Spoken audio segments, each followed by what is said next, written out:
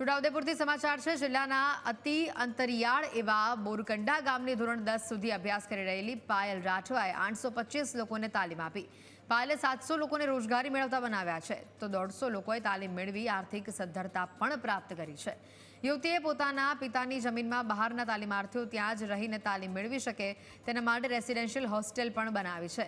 તાલીમાર્થીઓને અપાયેલા ભીમ શ્રીવણ ક્લાસના સર્ટિફિકેટથી સરકારની માનવ ગરિમા યોજનામાંથી મોટાભાગની મહિલાઓને વિનામૂલ્યે સિલાઈ મશીન મળતા બહેનો ઘરે જ સિલાઈ કામ કરતી થઈ છે અને રોજગારી મેળવતી થઈ છે। અત્યાર સુધીના અમે 825 લોકોને તાલીમ આપી છે ને એમાંથી સક્સેસ જે વિદ્યાર્થી છે 700 લોકો છે ને જેમણે સારું એવું કામ કરી રહ્યા છે 350 લોકો જેટલા સારું કામ કર્યા છે। પોતાનો પણ એક ક્લાસ ચાલુ કર્યા છે અને એ લોકોએ જ્યાં અમે પૂછપરછ એમને કરતા હોય કોન્ટેક્ટની જોતા હોઈએ તો એ લોકો પણ 300થી ઉપર સંખ્યા ટ્રેનિંગ આપી રહ્યા છે અને એમના સ્ટુડન્ટ પણ સારું કમાય છે। 5 વર્ષ પહેલાં મેં પાયલબેન ત્યાં તાલીમ લીધી હતી। પછી અમે ઘર લગભગ 6 મહિના જેવો ધંધો કરીએ।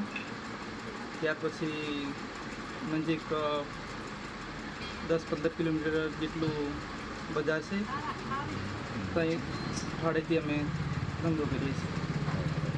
ધંધો કરતાં કરતાં આજે લગભગ મોટી દુકાન કરી છે સીધા સીધી।